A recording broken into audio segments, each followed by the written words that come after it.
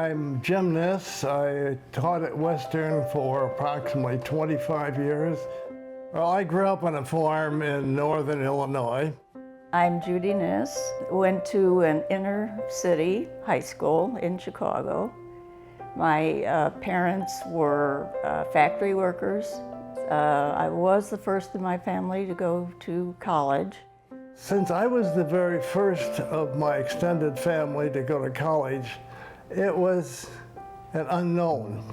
And it took a while to become acclimated. And upon completion of my 4 years at Illinois, I thought, well, I'll be an assistant farm advisor. And the government thought better of that and drafted me into the Navy for 2 years. I met Jim at registration in graduate school, and we very quickly discovered we were meant for each other, and were married within 3 months. And then his path became my path. Jim was offered a position in Macomb at Western, and I said, does it have hills? For some reason that was important to me at the time. And Western was a great experience. Our boys went to the lab school, as it was then, and then on to Macomb High School. And so we spent a good portion of our lives there. It was a delight to come to the campus and see the way it had matured and developed. The economics department was in what did become the art building right behind Sherman Hall. About a year or so later, we moved to Stipes.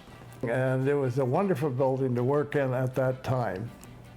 Well, we spent a good deal of time because all of us were about the same age. But you had Bill Kleiner and Jim Yunker and Dick Hatwick, Mike Pledge, and a fair amount of beer drinking after work, social events in the evening, and it has been one of the highlights of my life because it provided an opportunity to work with faculty who were absolutely fantastic and students who were even better.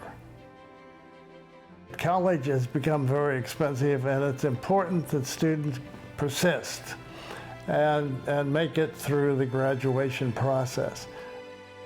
As we got closer to making an estate plan, realizing that we better do something, we realized that we had enough for us, we had enough for our children, and found that there were excess funds that could be put into something.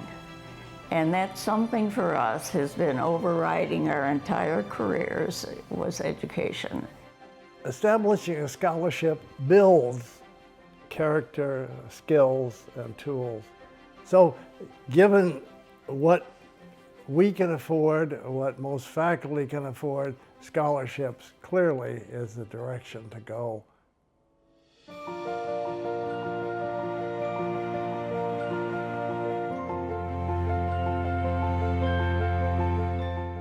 "15 students who would not be able to stay in college without these resources. 15 to 18 students each year should have some help in getting to the end of their career goal. So I think it's important to put money where you feel it's important.